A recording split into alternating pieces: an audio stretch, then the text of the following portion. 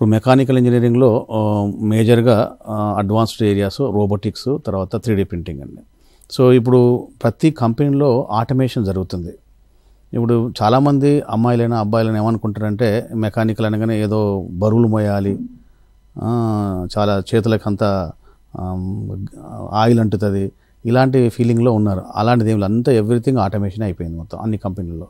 Even హైదరాబాద్లో కూడా చాలా కంపెనీలు రోబోటిక్స్ వాడుతున్నాయి. ఫర్ ఎగ్జాంపుల్ ఆటోమొబైల్ ఇంజనీరింగ్లో అంత టోటల్గా అసెంబ్లీ మొత్తం రోబోట్సే చేస్తాయి.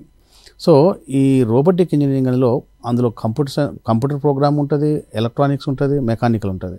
సో ఇది integration of mechanical, electronics and computer science, ఏమని మన IoT కూడా ఉంటుంది. కాబట్టి ఈ ఏరియాలో చాలామంది ఇంట్రెస్టెడ్గా ఉన్నారు. చాలా కాలేజీలలో రోబోటిక్ క్లబ్స్ ఉన్నాయి, రోబోటిక్ వాళ్ళ ఓన్గా తయారు చేసేసి కాంపిటీషన్స్లో పార్టిసిపేట్ చేస్తున్నారు. కాబట్టి ఆటానమస్ రోబోట్స్ ఉన్నాయి, భవిష్యత్తు చాలా ఉంది. ఎందుకంటే మన మొత్తం కంపెనీస్ అన్నీ ఆటోమేషన్ దిశగా వెళ్తున్నాయి కాబట్టి ఇది ఒకటి. తర్వాత 3D ప్రింటింగ్ అనేది మెకానికల్ ఇంజనీరింగ్ అయినప్పటికీ కూడా ఇది ఇంటర్డిసిప్లినరీ కోర్సుగా మారిపోయే ఛాన్స్ ఉంది. ఎట్లా అంటే ఎక్కువ బయోమెడికల్ ఇంజనీరింగ్లో వాడుతున్నారు. ఇది ఉమెన్ బాడీస్ తయారు చేయడం, women implants, bones, any part of women being they are manufacturing through 3D printing. అలానే కన్జ్యూమర్, డొమెస్టిక్, ఏరోస్పేస్, ఇప్పుడు డ్రోన్స్ కూడా